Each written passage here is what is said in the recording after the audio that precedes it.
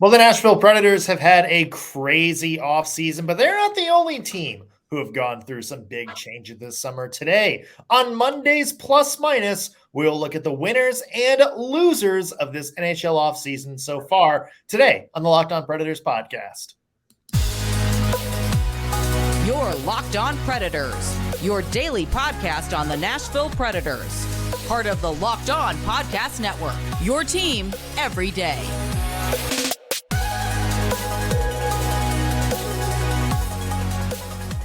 Welcome to another week of the Locked On Predators podcast. Thank you for making us your first listen of the day. We are your free daily Nashville Predators podcast, part of the Locked On Podcast Network, your team every day. As always, want to start with a special how do you do to our loyal Locked On Pred heads out there, the everydayers who tune into every single show. We love you guys, and we appreciate the support you give us as always. I'm Nick Morgan. I'm a writer at Penalty Box Radio, and I have a partner in crime. You do. I'm Ann Kimmel. I'm a writer at InsideThePreds.com. We have, I think, made it 1 week officially, Ann, without anything Nashville Predators related just going up in flames, which is the first time we can say that for a while. Yeah, but knock on wood, knock on something, because here's the thing, you just never know what's next. I went and got my hair done, and I was like, Barry Trotz is going to drop something right now. You all don't want me having to break news when I'm getting my hair done. Yeah, well, let's see. I was out of town for this past, the wave of free agent signings and buyouts. I think you were out of town when the Andrew Burnett stuff happened. Yeah. And I've been informed that you're going to be out of town this weekend. So UC Saros, mega trade, Roman Josi abruptly retires, Philip Forsberg retires to become a mustache model. Something wild is coming down this weekend. Yeah, just buckle up, friends, because, if one of us is out of town, Barry Trotz is going to make some moves. Yeah, just to spite us, it seems like. I mean, it does feel a little bit personal. I'm going to give him the benefit of the doubt because he's new, but at some point in time, a pattern is a pattern. Yeah. Speaking of wild Barry Trotz moves, there have been a lot this offseason, but the Preds aren't the only team making noise in the NHL. There has been a lot of changes this summer, whether it be through free agency or trades or roster shuffling. So it seems like a good time, Ann, to bring back a staple of regular season Locked On Predators episodes, the Monday plus minus. You guys know how this works. We give out pluses to things we like, minuses to things that need some improvement or that we don't necessarily like. And today, we're going to apply that to the NHL offseason. Some of the winners, teams who have made some good moves, maybe teams that have made some bad moves, storylines that we'd like, or maybe things that we're kind of hoping that happened that didn't happen. It's interesting stuff, especially in that last category, Ann. Yeah, there's a lot to chew on already this offseason, especially with the Nashville Predators. But like you said, across the board, we have plenty to talk about in plus minus today. Yeah. So let's get started, and shall we? Let's start with an off-season plus. And as you look around the NHL, what's a plus? A team, a storyline, anything like that? All right. So this one hurts me, and I'm torn down the middle. Is it a plus? Is it a minus? But just objectively, here is a plus move in the offseason. And I want to dive into it a little bit with you. But I am giving a plus, which goes against everything in me on a cellular level, to the Dallas Stars. Because did they not snag a deal with one Matt Duchene? 1 year, $3 million contract on a team that is very competitive, that just needed just a little bit more offensive punch. Sweet baby Rays. This one hurts me, but I think it's a brilliant move by the Dallas Stars. Yeah, and depth as well, something they actually need. It's interesting because you look at Dallas's top 9 now.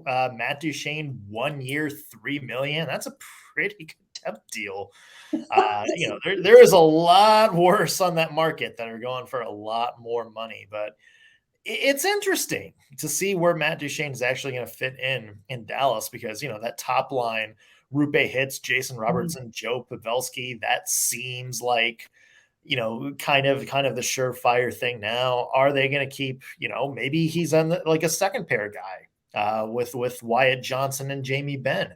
Maybe he's somebody, on that third line for Tyler Seguin and Mason Marchment to play with a little bit. This is an interesting one, Anne. Like, it really is interesting, and it's funny. We didn't really get a chance to talk about Matt Duchene that much because I was out of town, but like the moment he signed with Dallas, I like in my head was like, oh, we're gonna get one of those just absolutely revenge season games, aren't we? Like where Matt Duchene just scores like 6 goals in 4 games against the Preds this year. Yeah. Well, if you look at Matt Duchene's history, just look at what he did the season after he was left unprotected in the Seattle Kraken expansion draft. He had a record-setting season. Like when somebody says to Matt Duchene, prove it, he proves it. And I think this is the ultimate moment for Matt Duchene to make some sort of hockey statement with how he plays. And it should be a little bit terrifying to Nashville Predators fans, not only because he's now joining a team that has had our number the last couple of seasons. The Dallas Stars are a stacked team. You add Matt Duchene into that, you give Matt Duchene, even like you're talking about, that top 9, you slot him in anywhere in the top 9, and he is with really good line mates that could help him pop off. Y'all buckle up because December 23rd, Matt Duchene comes back to town, and I worry that this is going to be the ultimate Ellie Tolvanen-ism. He's going to verb Ellie Tolvanen us. What's the reaction going to be when he comes back? I don't know. I think he can't be good. Well, here's the thing. There was so much goodwill, I think, except for the size of his contract. And I think fans in Nashville could separate those things. But I think what really maybe turned the tide is this out of context comment that you and I had talked about last week on an episode where Matt Duchene said, I haven't been in a place where I've had the opportunity to win. And I think people felt like that was him slighting the Predators. I think that's just him stating factual information. Yeah. So I really do wonder, like, what I think they're gonna suck him when they, if they announce him in the lineup, but I don't know. I mean, what do you think's gonna happen? How's this? Nothing good for Matt Duchene. Yeah. It's knowing Preds fans, that reaction is gonna be not great. Not great. Yeah. Okay. We didn't get a chance to really hear from you about this buyout. How did you feel about this buyout by Barry Trotz? Good move, bad move? What are your thoughts on it? I mean, the contract situation itself made it seem unnecessary. Like, was Matt Duchene overpaid? Yes. I think so. For what he was providing the Nashville Predators, that was not a good contract. Did he still bring some value to the Preds lineup? Yes, absolutely. And now you're having to weigh, it's like, okay, is 3 more years at $8 million, providing a decent value? Like, he led the team in points. Like, that's right. Not nothing. Or led the team in goals last year. That's not nothing. Yeah. 54 points I think he had in just about 70 games. Like, fine. Like good depth scoring, especially for a team that just didn't score last year. Right. Is that any worse off than now 6 years of dead cap?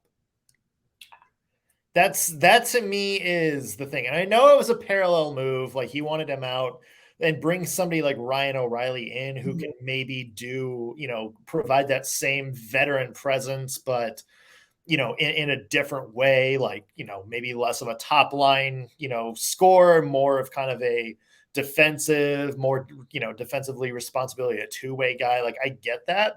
It's just from the contract, you're committing a lot of dead cap because you still have Kyle Turris's buyout Yes. hanging out there in the whims there. And you got a situation coming up where in years that the Predators may be kind of competitive, you got some dead cap on the books, and maybe that stalls Barry Trotz from being able to take that big swing he wants to in a couple of years. So, I mean, I get it. In years that I think for me though, just the Predators had the cap space, and they weren't gonna probably be competitive this year anyway. So why not let just that ride out? Yeah. That's my Mhm. I think point of view on it. Yeah. I don't know. Well, friends, we're going to have to sit and watch him in that hideous green jersey. Yeah.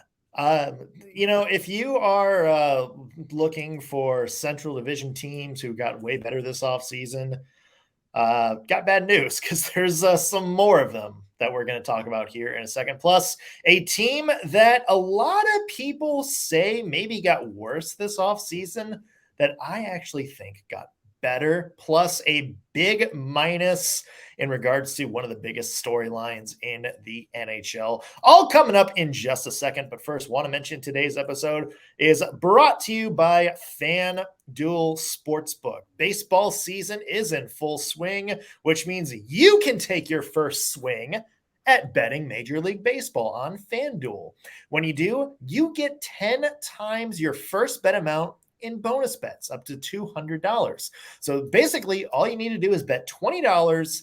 And then if you do that, you'll land $200 in bonus bets, win or lose. That's $200 you can spend betting on anything from the money line to the over-under to prop bets like who's going to score the first home run. And you can do it all on an app that's safe, secure, and super easy to use. Plus, the best thing about FanDuel, once you win, you get your payout instantly. No having to jump through hoops or wait days to get your money.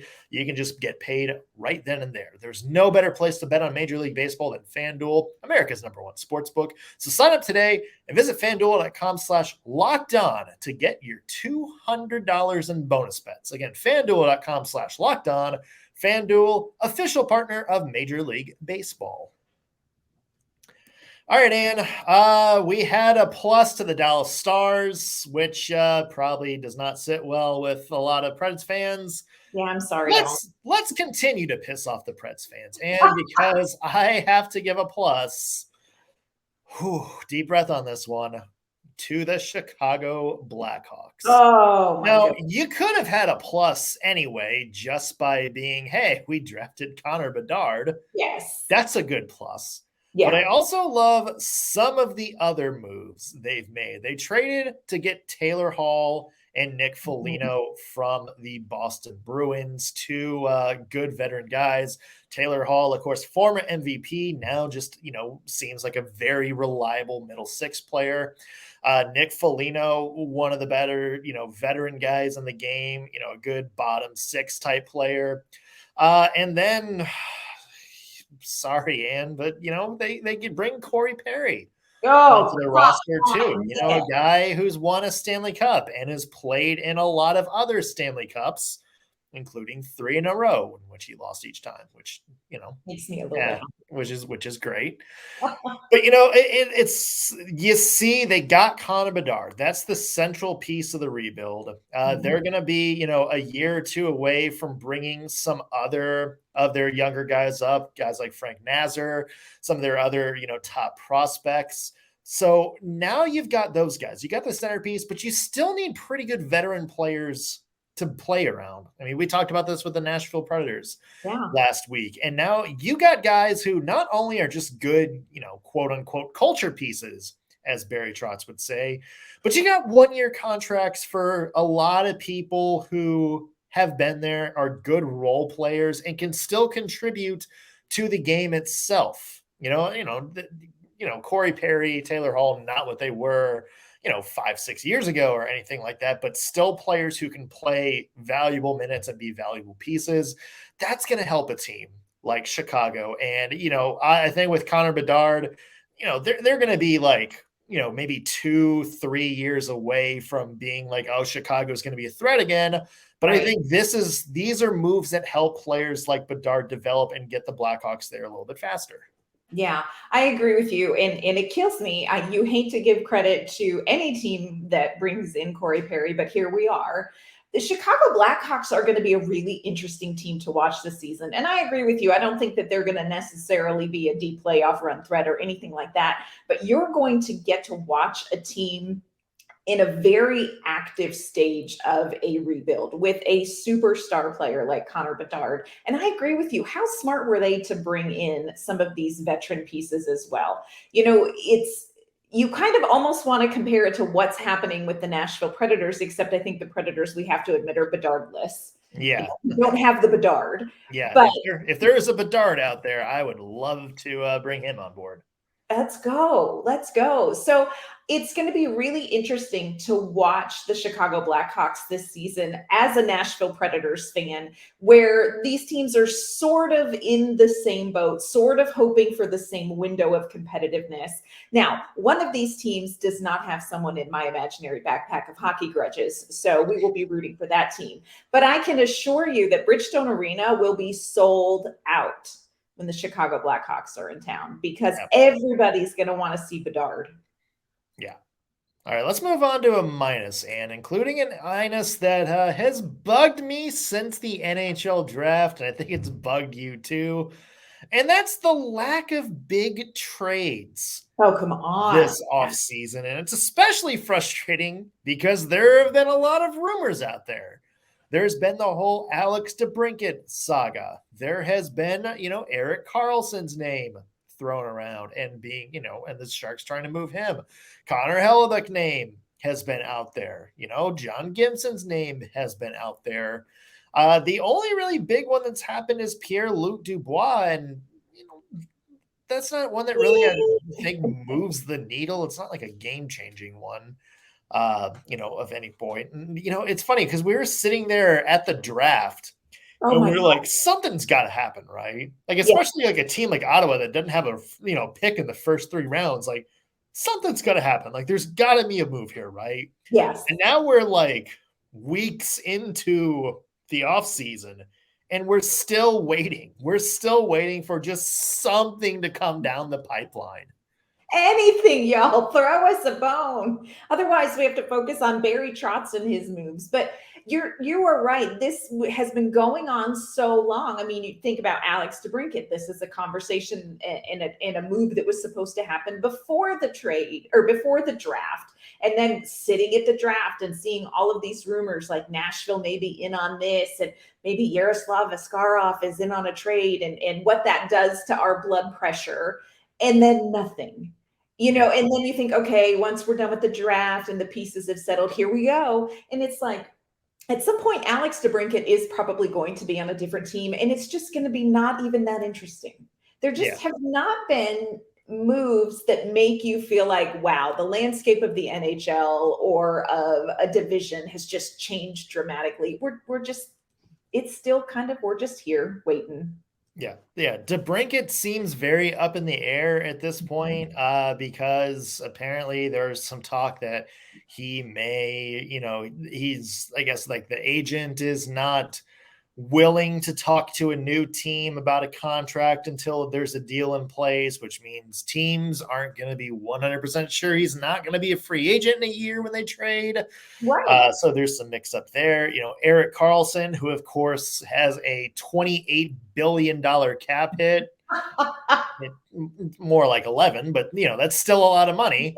Potato. Yeah, that's going to be hard to move, and there's going to be only probably a handful of teams that can afford that, and how much salary are the Sharks going to be willing to retain? Let's just have something happen. Come on, like do something that's just like off the wall. Yes. It's that meme that you see on Twitter sometimes with like the little outline of the guy and a stick poking something. Do something. Yeah. Like that's how I feel about this. Like give us a big juicy move. But no. Yeah. Still here. And do you have a minus for this offseason? I do have a minus. And it's hard for me to give minuses because I'm a optimist and I just want everybody to feel good. But I have one trade that has me perplexed. And so I'm going to give it a minus. And this is the move to bring 36-year-old Ryan Reeves to the Toronto Maple Leafs for 3 years. 3 years. This move has me scratching my head. I'm like, Toronto, I get making some moves. We've been the beneficiary of some Maple Leafs here recently. So I get you're going to make some moves, but like, this is the move that you chose to make. Like, you're not out looking for a little bit of depth scoring there. You feel okay about your goalie situation. You're not sniffing around for that. And I mean, no disrespect to Ryan Reeves, but I just, in my mind, I don't see how this is a move that's going to make a huge difference for the Maple Leafs for 3 years. Like, give me a 1 year and I'm like, hey, have at it. But a 3-year deal, I don't know. Maybe this one I was like, I'm not seeing it. I'm not seeing it. And it's funny because there's been a lot of debate about, hey, they got Ryan Reeves. Is that really what the direction the Leafs are going in? Mm-hmm. But it's funny because I actually had the Leafs as a plus. Really? In the offseason, and that's because of some of the other moves they made, which is Tyler Bertuzzi and Max Domi. Tyler Bertuzzi, arguably the best forward on the market. He's a 30-goal scorer, maybe like a guy who is on pace for, like almost 40 goals if it hadn't been for an injury 1 year and then the whole vaccination thing the other year where he missed a bunch of time. And then you saw him in Boston last year when he was with really good teammates and how effective he was. I think he's an upgrade from Michael Bunting. They lost Michael Bunting recently. We know the cap is going to go up. We know there's kind of some cap hell coming in Toronto with both Matthews and William Nylander needing new deals. So I like the Leafs just going, it's like, look, we can't give you term. Because we don't know our long-term future, but hey, we're going to kind of consider this as like deadline deals. So bringing Tyler Bertuzzi is an upgrade for Michael Bunting, and then getting a really good player in Max Domi for that middle six. We saw how well Domi did last year with the Dallas Stars down the stretch. I think this is, a good move for Toronto, just kind of shoring up for 1 year, giving the middle of their lineup a little more complexity, a little more grit. I know that's not everybody's favorite thing in hockey, but I like it. Like I kind of like Toronto adding a little bit more grit. And, Ryan Reeves, he's a hitter. He's a guy that, he's gonna punch people in the face and skate 9-10 minutes a game and not do much else other than that. By all accounts, he's really good locker room guy. Like, teams love having him like on the roster, on the team, like with the team. Toronto needs to do something different. And look a few years ago at a team like Tampa Bay, who they had all this skill. They had guys like Steven Stamkos. They had Nikita Kucherov and Vasilevsky and Hedman. And they made some moves at the deadline to go out, and they paid big for guys like Barclay Goodrow and Blake Coleman. Mm-hmm. And, later Brandon Hagel, last year, Tanner Jeannot last year. And they, once they added those types of players, once they added a little bit more sandpaper, they finally got to the cup and they won it twice. So maybe this is Toronto's move to be like, we need to be a little bit more than one note. Yeah. It's just interesting to me that of all of the moves that Toronto made, this is the one for 3 years. And I just don't get, I just don't see, hey, you know what Toronto needs? This is something I never said last season. I never said, you know what Toronto needs to be really good? They need an enforcer. I don't think anybody thinks that about Toronto. So for me, this is just, as my daughter would say, it's just okay for me. Yeah, I mean, it's like they're not going to punch their way to a Stanley Cup. It's like I said, I like that. They get some sort of different direction going there. Yeah, it's interesting. Yeah. And let's talk about some pluses, like another couple of pluses to end the thing with. Do you Yeah. have a plus? I do. And look, full disclosure, y'all, this one is a plus from my heart. This is definitely not a move that across the NHL people are like, damn, that's a great move. But I want to give a plus to the Buffalo Sabres because they signed Devin Cooley. Now it's a 1-year, 2-way deal.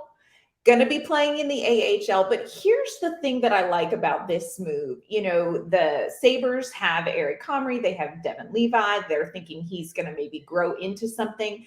But if you need yourself a third goaltender, I love that Devin Cooley is kind of getting in the mix there. And again, I don't expect that we're going to see him a ton as a Buffalo Sabre, but I love that he had an opportunity, and it's a little bit hard to see him go, but really would love to see him again have some more success. What a great guy. So Yeah, it had very good chemistry with Askarov in Milwaukee. We know we saw like the tweets back and forth about, how much they cared about each other, and good to see, them together. Yeah. And we love seeing that they were a good pair down the stretch. So it'll be cool to see Cooley in Buffalo. Who knows? Maybe who knows what their goalie situation is there. Maybe he's got a chance to battle for, a backup, or at least maybe that number 3 spot. Something happens to Levy or, Ukko-Pekka Luukkonen down the stretch. Yeah. Or something like that. Likewise, and let's also give a plus to another signing the Nashville Predators had. Okay. One that we haven't talked a lot about, and that's the return of Troy Grosnick to the organization. Speaking of Milwaukee Admirals and beloved players, who doesn't love Troy Grosnick? Yeah. Preds fans were very excited when he finally got into the NHL lineup a few years ago. As a backup, he was very beloved in Milwaukee, a very good goaltender there. And now he is back in the organization. And he's a veteran guy. Yeah. Boy, seeing him another year with Askarov in Milwaukee, that's going to be fun to see. And I think, like Cooley, somebody who I think is a perfect mentor. Yeah. Because he's already been in the organization. He knows what it takes to be a Predators goaltender, and just an all-around good guy too. Yeah. And I think these two are going to have a lot of chemistry, and I think it's going to help Askarov really keep developing his game, and hopefully somebody that can be an NHL goalie someday, a really good NHL goalie. Yeah. I always wonder, and here I love Devin Cooley, but is there anybody that couldn't just adore working with Yaroslav Askarov? He is just a delight in net and in person. But I love that signing. It's such a smart move for the organization to have a veteran like that come in and work with Yaroslav Askarov. I agree with you. Big props on that one. Yeah, that's going to be a lot of fun to watch those two in Milwaukee next year, because you got a beloved former player coming back with maybe the future of the team's goaltending situation coming in. So, yeah, it's going to be a lot of fun, and for sure. All right, so that's our plus minus. Let us know in the comments who you thought maybe was a winner this offseason, maybe a team or a storyline that you didn't like. There's a lot of other teams that might be improved. Columbus comes to mind. Carolina is another interesting one. So let us know your thoughts on maybe what some of the winners and losers of this NHL offseason are. And where can people find your work? You can find my work online at InsideThePreds.com. You can find me on Twitter at ANK_Mama on Ice. You can find me at penaltyboxradio.com. Follow me on Twitter at _NSMorgan or Threads. I guess if we're still, jury's out if that's still going to be a thing or not, but who knows? At NSMorgan. That's going to do it for us on today's Locked on Predators podcast. Thank you so much for making us your first listen today. Back tomorrow with an all new episode. We'll see you then.